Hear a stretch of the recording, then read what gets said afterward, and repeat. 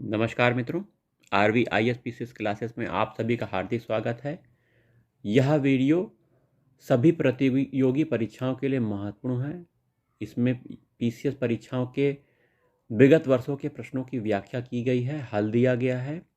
यह वीडियो उत्तर प्रदेश लोक सेवा आयोग द्वारा आयोजित PCS परीक्षा, पेट परीक्षा, RO परीक्षा, APS परीक्षा, उत्तर प्रदेश पुलिस SI परीक्षा, SSC ग्रेजुएट लेवल परीक्षा, टेट सीटेट सभी परीक्षाओं के लिए वीडियो महत्वपूर्ण है। संविधान का यह प्रश्न आपके सामने पहला, निम्नलिखित में से कौन संसद के दोनों सदनों की संयुक्त बैठक की अध्यक्षता करता है? तो लोकसभा के जो अध्यक्ष होते हैं, स्पीकर, वो संयुक्त बैठक की अध्यक्षता करते हैं। संयुक्त बैठक लोकसभा और राज्यसभा की होती है। भारतीय संविधान के अनुच्छेद 118 के अनुसार संसद के दोनों सदनों की संयुक्त बैठक की अध्यक्षता लोकसभा का अध्यक्ष स्पीकर करता है। लोकसभा अध्यक्ष की अनुपस्थिति के संदर्भ में अनुच्छेद 18(3) के अंतर्गत राष्ट्रपति कुछ नियम बनाए गए। राष्ट्रपति ने नियम बनाया है, क्या है? अध्यक्ष की अनुपस्थिति में संयुक्त बैठक में लोकसभा उपाध्यक्ष पीठासीन होगा। यदि वह भी अनुपस्थित होता है तो राज्यसभा का उपसभापति अध्यक्षता करेगा। यदि वह भी अनुपस्थित होता है तो ऐसा व्यक्ति पीठासीन होगा जो बैठक में उपस्थित सदस्यों द्वारा तय किया जाए। संसद के दोनों सदनों के संयुक्त अधिवेशन की अध्यक्षता स्पीकर करता है, लोकसभा अध्यक्ष अर्थात। ठीक है, आइए अगला प्रश्न IAS का है। 3 स्टेटमेंट दिए गए हैं। भारत में संसद के दोनों सदनों की संयुक्त बैठक अनुच्छेद 108 में वर्णित है। बिल्कुल सही। भारतीय संविधान के अनुच्छेद 168 में संयुक्त बैठक का प्रावधान किया गया। लोकसभा तथा राज्यसभा की प्रथम संयुक्त बैठक आपकी हुई थी 1961 में हुई थी। बिल्कुल सही। यह हुई थी आपकी दहेज निरोधक विधेयक 1959 पर 6 और 9 मई 1961 को आयोजित की गई थी। ठीक है, ये बिल्कुल सही स्टेटमेंट। भारतीय संसद के दोनों सदनों की दूसरी संयुक्त बैठक बैंक सेवा विस्तार निरसन बिल को पारित करने के लिए हुई थी। तो यह बिल्कुल सही है, 1977 में हुई थी यह बैठक। तो तीनों ऑप्शन आपके सही हैं, डी आंसर आपका सही है। ठीक है, भारतीय संसद के दोनों सदनों की प्रथम संयुक्त बैठक कब हुई थी? दहेज उन्मूलन विधेयक के संबंध में की गई थी 1961 में हुई थी। कौन सी बैठक हुई थी? पहली बैठक 1961 में। आइए अगला प्रश्न छत्तीसगढ़ PCS का है। विधेयक पारित करने के लिए संसद की संयुक्त बैठक से संबंधित निम्नलिखित कथनों में से कौन सा सही है? संयुक्त बैठक का प्रावधान सामान्य विधेयक, वित्तीय विधेयक तथा संविधान संशोधन विधेयक के लिए मान्य है। गलत। किसी भी स्थिति में राज्यसभा का उपसभापति संयुक्त बैठक की अध्यक्षता नहीं कर सकता है। तो ये भी गलत है ना? दोनों आंसर गलत हैं। अगला प्रश्न, लोकसभा राज्यसभा के बीच गतिरोध की किन स्थितियों में संसद की संयुक्त बैठक बुलाई जाती है? तो देखिए, साधारण विधि निर्माणों को पारित करने में संयुक्त बैठक बुलाई जाती है। बिल्कुल सही। धन विधेयक को पारित करने में संयुक्त बैठक नहीं बुलाई जाती, क्योंकि धन विधेयक पर लोकसभा का अधिकार होता है, राज्यसभा का अधिकार नहीं होता। संविधान संशोधन विधेयक को पारित करने की स्थिति में भी नहीं बुलाई जाती। संविधान संशोधन करने के लिए अलग अलग विधेयक को अलग अलग सभा में पास करना होता है। तो केवल एक आंसर सही है। अगला प्रश्न है, भारत में संघ राज्यों का प्रशासन होता है। संघ राज्यों में राष्ट्रपति के द्वारा प्रशासन किया जाता है। भारतीय संविधान के अनुच्छेद 239 के अनुसार संसद द्वारा बनाई गई विधि द्वारा अन्यथा उपबंधित के सिवाय प्रत्येक संघ राज्य क्षेत्र का प्रशासन राष्ट्रपति द्वारा किया जाएगा। वह अपने द्वारा ऐसे पदाभिधान सहित जो वह वे निर्दिष्ट करे नियुक्ति किए गए प्रशासक के माध्यम से कार्य करेगा। तो राष्ट्रपति इसका आंसर है। नवसृजित केंद्र शासित प्रदेश जम्मू कश्मीर का प्रथम उपराज्यपाल कौन था? तो गिरीश चंद्र मुर्मू जम्मू और कश्मीर का प्रथम उपराज्यपाल थे, गिरीश चंद्र मुर्मू। देखिए व्याख्या देखिए, नवसृजित केंद्र शासित प्रदेश जम्मू कश्मीर का प्रथम उपराज्यपाल 2019 में गिरीश चंद्र मुर्मू को नियुक्त किया गया था। 7 अगस्त 2020 को मनोज सिन्हा ने जम्मू कश्मीर के दूसरे उपराज्यपाल के रूप में शपथ ग्रहण की थी। उस समय का प्रश्न है। ठीक है, अगला प्रश्न है, राज्यपाल के वेतन और भत्ते दिए जाते हैं। कंसोलिडेट फंड ऑफ इंडिया से दिए जाते हैं। राज्य की संचित निधि से राज्यपाल की परिलब्धियां, वेतन भत्ते दिए जाते हैं। कंसोलिडेट फंड ऑफ स्टेट से प्रभारित होते हैं। कंसोलिडेट फंड ऑफ स्टेट है, इंडिया नहीं है। अनुच्छेद 202(3) का के अनुसार यह उपबंध किया गया भारतीय संविधान में। जब एक ही व्यक्ति को 2 अधिक राज्यों का राज्यपाल नियुक्त किया जाता है तो उस राज्य को संदेह उपलब्धियां और भत्ते होंगे। राज्यपाल को जो उपलब्धि भत्ते होंगी कहाँ होंगी, तो इसे उन राज्यों के बीच ऐसे अनुपात में आवंटित किया जाएगा जैसा राष्ट्रपति आदेश द्वारा अवधारित करेगा। डी ऑप्शन सही है। एक राज्यपाल 2 से अधिक राज्यों का राज्यपाल नियुक्त होता है तो वेतन भत्ते कौन कौन देगा, इस संबंध में देखिए ये आंसर सही है। राज्यों के बीच बंटवारा होगा, कैसे होगा, राष्ट्रपति जैसा आदेश करे। व्याख्या देख लीजिए। भारतीय संविधान के भाग 6 के अंतर्गत अनुच्छेद 158(3) के अंतर्गत प्रावधान किया गया कि जब एक ही व्यक्ति 2 या अधिक राज्यों का राज्यपाल नियुक्त होता है तो उससे संदेह उपलब्धियां भत्ते उन राज्यों के बीच ऐसे अनुपात में आवंटित किए जाएंगे जैसे राष्ट्रपति द्वारा अवधारित किया गया जाए।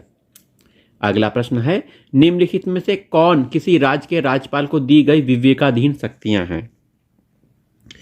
तो भारत के राष्ट्रपति को राष्ट्रपति शासन अधिरोपित करने के लिए रिपोर्ट भेजना, ये राज्यपाल की विवेकाधीन शक्ति है। बिल्कुल सही। मंत्रियों की नियुक्ति, ये मंत्रियों की नियुक्ति मुख्यमंत्री की सलाह पर करता है, यह विवेकाधीन शक्ति नहीं है राज्यपाल की। राज्य विधानमंडल द्वारा पारित कतिपय विधेयकों को भारत के राष्ट्रपति के विचार के लिए आरक्षित करना, ये विवेकाधीन शक्ति है। राज्य सरकार के कार्य संचालन के लिए नियम बनाना, ये मुख्यमंत्री मंत्रिमंडल की सलाह पर, मंत्रिपरिषद की सलाह पर राज्यपाल करता है। तो 1 और 3 आंसर सही है। बी ऑप्शन आपका आईएएस का प्रश्न आपके हल हो गया है, बी। ठीक है।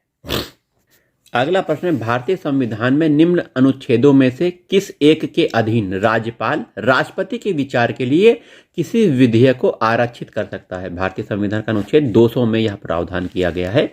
व्याख्या देख लीजिए। अनुच्छेद 200 के अनुसार राज्य विधानमंडल के दोनों सदनों से पारित विधेयक राज्यपाल के समक्ष प्रस्तुत किए जाने पर राज्यपाल उस पर अपनी सहमति देने, रोकने के अतिरिक्त विधेयक को राष्ट्रपति के विचार के लिए आरक्षित कर सकता है। अनुच्छेद 201 के अनुसार जब कोई विधेयक राज्यपाल द्वारा राष्ट्रपति के विचार आरक्षित रख लिया जाता है तब राष्ट्रपति घोषित करेगा कि वह विधेयक पर अनुमति देता है या अनुमति रोक लेता है। अगला प्रश्न, संविधान के किस अनुच्छेद के अंतर्गत राज्यपाल राष्ट्रपति के अनुमोदन के लिए किसी विधेयक को भेज सकता है? तो अनुच्छेद 200। यह आंसर है। रिपीटेड प्रश्न ऊपर का ही है, व्याख्या हो चुकी है।